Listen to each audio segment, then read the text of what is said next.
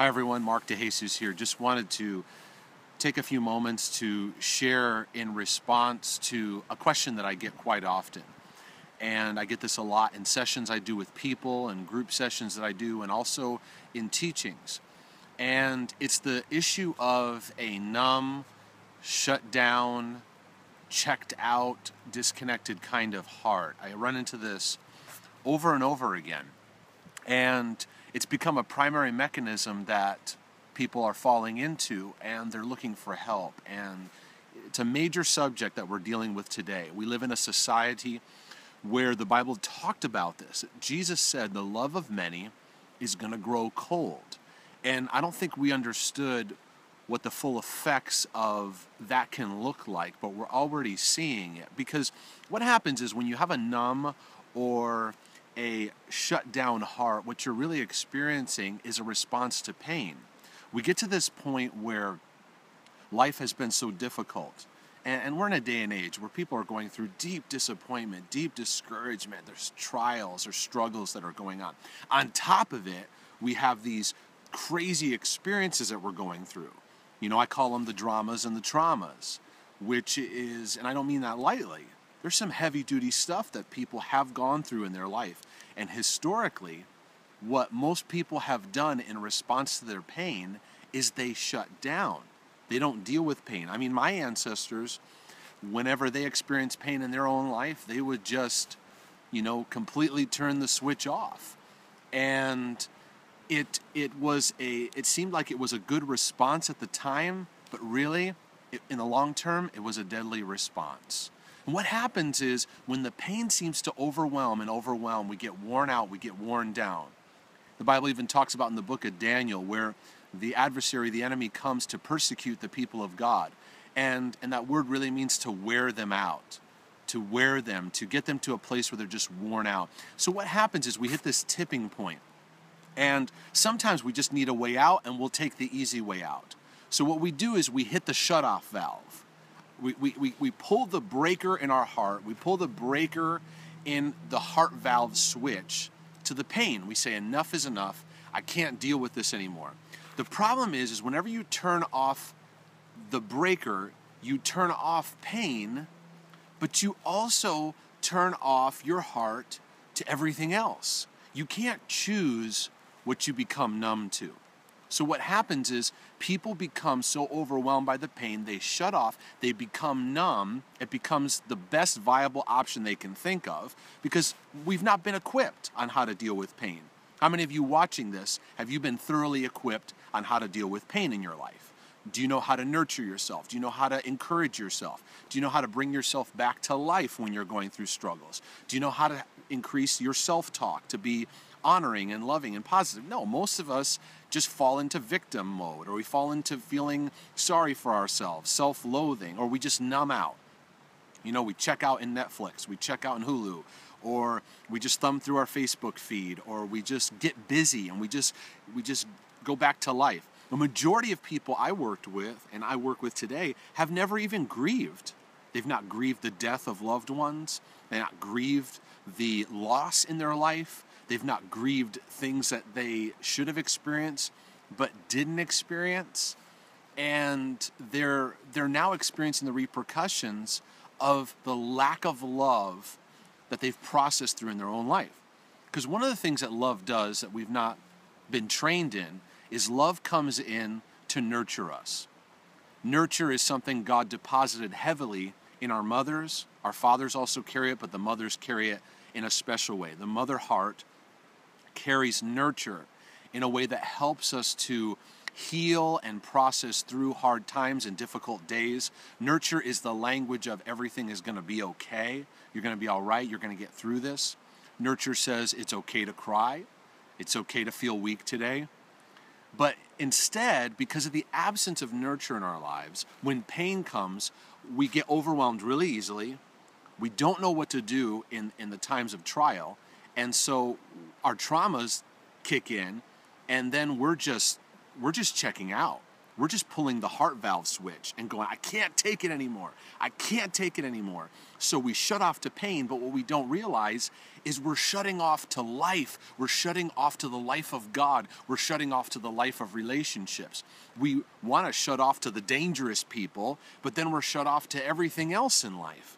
So there's a couple simple things that I like to just share with you in dealing with and healing a numb, checked out, disconnected, or shut down kind of heart. Is first thing you got to do is you have to get a sense of urgency in this. I don't mean in fear. There's no sense in fear and panic attacks over this. But I think we need to have a sense of sobriety. I like the word sober. The Bible uses it because it speaks of being awake, alert, aware of how things affect life. When you're sober, you're aware of how your heart affects you, how you feel, how you're thinking. You're also aware of how it affects other people. So become sober because you need to recognize when you pull that heartbreaker and turn it off, you are hating on yourself. You are putting damage on yourself. And we have to get a sense of urgency that says, no, it's time to love myself.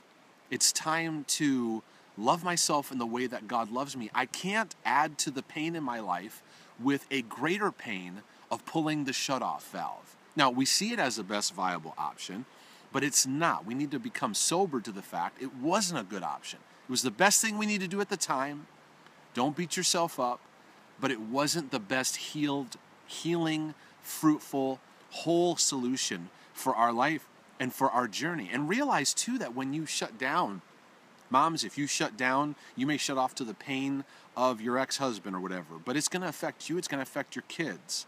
Dads, you may be able to go back to work and be numb, but you're going to be inaccessible.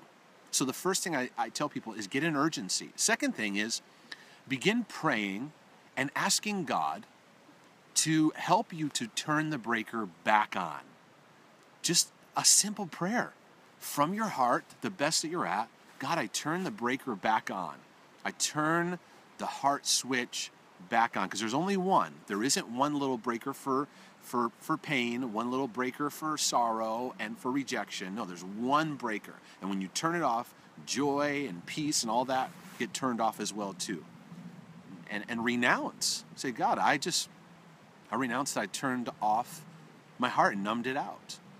You may not even know when, sometime back.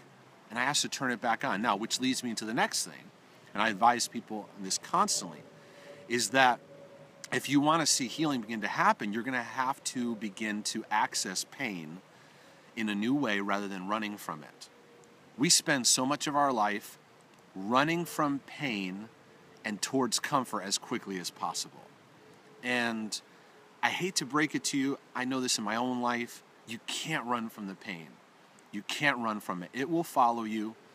Whatever pain you shove down and stuff down, it's going to come up somewhere else. So I encourage people in a safe environment, process out. You may need to cry the tears you've never cried. You know, I don't get it. We look at crying as though we're like failures, as though we're like weakness. Man, no, crying is amazing. It's the body's emotional detox. It gives you an opportunity to exchange with God.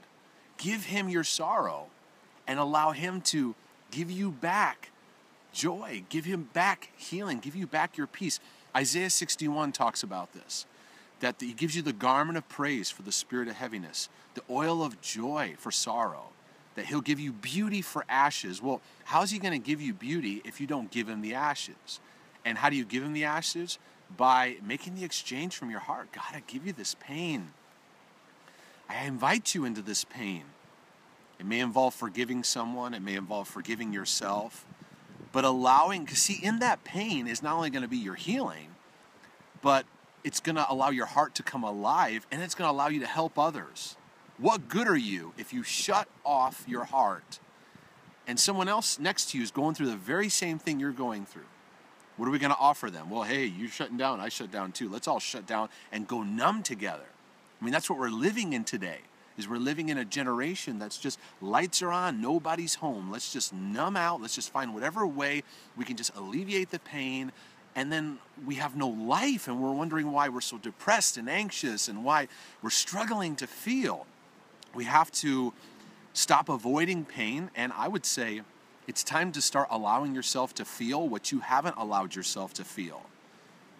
You know, many of you have gone through divorces, you've gone through loss of loved ones, you've gone through rejection, you've been in abusive relationships, you've gone through tragic sickness, or you've experienced things with your children. Maybe your child's been diagnosed with something, or maybe you've been diagnosed with something, and you're just in a place of heartache and turmoil, and you haven't let yourself feel the pain and process through it.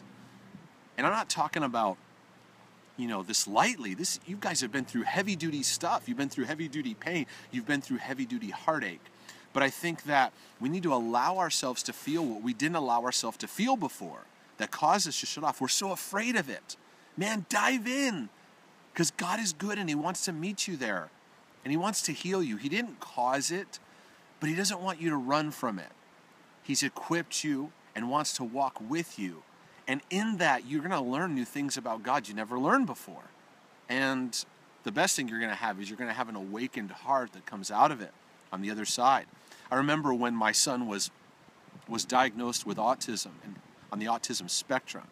And my wife and I, it was the most painful experience of our lives. And I mean, we went through every spectrum of painful emotions in the book. And we just made a decision that we're going to go through it. That, you know what, we're going to have some sleepless nights. We're going to have nights where we have no idea how we're going to get through it. We had nights where we couldn't even see our future anymore and what it was going to look like. But we decided to go through the pain, and in that, God has met us. He's given us strategy. He's given us ways that we can help ourselves, help others. You know, when I went through my own breakdown over 12, 13 years ago, and I'd made a decision that whatever pain I got to face, whatever I got to get healed from, and it helped bring me to the place where I was free from chronic anxiety, where I was able to have tools to overcome depression, where I wasn't suicidal anymore. I wasn't overtaken by the crazies in my life, because I moved toward the pain. And what happens is when you move toward it and let God meet you in it, you develop a new response to pain. And instead of running from it, you lean into, what do I got to grow in? You lean into becoming a warrior. You lean into becoming so much stronger. And you may have some new reactions you need to have. Some of you guys, you may need to start having a new response to talking out your emotions. You weren't taught that. You don't know how to do that. And you're going to have to make room for that. You're going to have to stop suppressing them and find time to have relationships with people where you can talk it out. Whatever it takes, that you find avenues where you can process through the pain of your life so that you can also process through with God and begin to see some transformation happen. Because how is God going to heal our heart if He doesn't have access to it? And that is the mission and assignment that Jesus came to bring, is the heart of the Father, to heal our hearts, to continually heal our hearts and set us up for transformation. So please share this with your friends if this has helped you out. Send me an email, mark@markdejesus.com. If you love these videos, if they're helpful for you, please share them with your friends and tell people about it, so that it give us the opportunity to do more of these and to encourage you on your journey. God bless you guys. We'll talk soon.